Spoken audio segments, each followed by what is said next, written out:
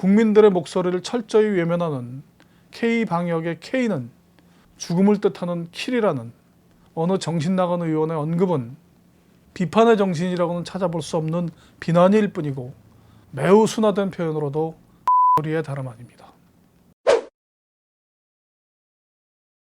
시청자 여러분 안녕하십니까? 김순현TV 시작하겠습니다. 코로나19가 창궐한 지도 1년이 돼갑니다. 그로 인해서 우리가 겪었던 사회 경제적 피해는 말할 것도 없고 개인의 자유가 제약당함은 물론 이웃이나 친구들과 함께했던 평범한 삶의 모습이 얼마나 소중했던 것인지를 다시 한번 깨닫게 되는 요즘입니다. 우리 모두가 아는 것처럼 전염병이라는 것은 인류가 존재하는 동안 끊임없이 있어왔고 앞으로도 계속 있을 것입니다. 전에 없던 것이 갑자기 나타나는 것이 아니라 언제든 불쑥 나타날 수 있는 것입니다. 과학이 발전해서 인류가 모든 종류의 바이러스나 전염병원을 박멸할 수 있을 것으로 믿는다면 인류를 지나치게 신뢰하거나 매우 비과학적인 태도 중 하나입니다.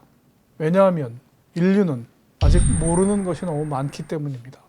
그런 만큼 지금의 코로나19 사태는 물론이고 앞으로 언제 어느 때 닥쳐올지 모를 전염병에 대해서도 숙명처럼 담담하게 받아들이고 준비해야 합니다. 그렇다고 하더라도 현대 국가체제에서 국민의 생명과 안전을 위한 국가의 노력을 무시할 수 없습니다. 지금의 이 코로나 사태와 같은 상황에서라면 더욱 그렇습니다. 국민들의 피해를 최소화시키고 효과적인 대처 방안을 찾는 것은 당연히 해야 할 일이고 또 효과적으로 잘 해야 하는 일입니다. 다행히 우리나라는 그동안 다른 나라들에 비해서 잘 대처를 해왔던 것은 분명합니다. 그러나 이런 팬데믹 상황에서 단 한 명의 국민들도 희생되어서는 안 된다라고 하는 것이 무리인 것처럼 K방역만이 최고의 대처 방법인 것처럼 자화자찬하는 태도도 바람직하지 않습니다. K방역의 성과는 정부의 노력도 있었지만 보다 근본적으로는 우리 국민들이 희생하고 협력했기에 가능했던 일입니다.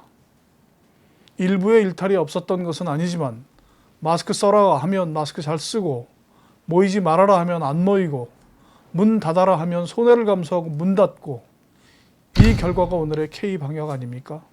그에 반해서는 대부분의 언론들이나 일부 정치인들을 비롯한 사회 지도층을 잡아가는 사람들의 태도는 과연 이 집단들이 국민의 생명과 안전을 걱정하고 국가의 미래를 통찰할 역량이 있는지 의문스럽기 그지없습니다. 그들의 말 중 대부분이 근거도 부족할 뿐더러 특정한 대상을 비난하기 위한 일방적인 주장과 정략적 폄하가 너무 많기 때문입니다. 중요한 것은 그런 저주에 가까운 말들을 신뢰하는 사람들이 있고 그로 인해서 전체 방역 체계가 무너질 수 있다는 점입니다. 물론 언론이나 야당 정치인들은 정부의 잘못을 지적하고 견제하는 것이 본래 주어진 역할입니다. 또 코로나라는 미중의의 사태 속에서 정부의 역할이 완벽하다고 할 수는 없는 까닭에 언론이나 야당 정치인들이 정부를 비판하는 것은 당연한 것이고 합리적이고 이성적인 비판은 더욱 권장되어야 합니다. 그러나 국민들의 목소리를 철저히 외면하는 K방역의 K는 죽음을 뜻하는 킬이라는 어느 정신나간 의원의 언급은 비판의 정신이라고는 찾아볼 수 없는 비난일 뿐이고 매우 순화된 표현으로도 소리에 다름 아닙니다. 이런 따위의 언급은 그동안 수많은 희생을 하며 지켜왔던 우리나라의 방역 성과를 철저히 무시하는 것은 물론이고 우리나라 국민들을 K방역 따위의 환상에 사로잡혀 있는 무지몽매한 무리로 보고 있는 것이 분명합니다. 그 말씀을 하신 의원님은 눈도 없고 귀도 없는 것이 역시 분명합니다. 하루 확진자가 7,966명 발생하고 51명이 숨졌습니다. 전체 누적 확진자 수는 45만 6,139명, 3차 완전 봉쇄, 인구 100명당 14%로 전 세계에서 백신 보급률이 가장 높다고 하는 이스라엘의 현재 상황입니다. 이스라엘의 인구 850만 명입니다. 우리나라 인구 얼마입니까? 5천만입니다.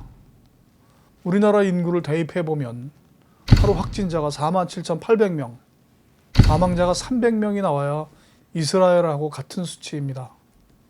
이 정도는 돼야 킬 방역 아닐까요? 지금 언론이나 일부 정치인들이 해야 할 일은 정부에서 미처 하지 못했던 일들을 찾아내서 시정을 촉구하고 코로나 사태로 인해 막막한 생계를 걱정하는 사람들을 보듬는 일입니다. 분별도 없고 사리에도 안 맞는 저주의 구파는 당장 걷어치우십시오. 김순현이었습니다. 고맙습니다.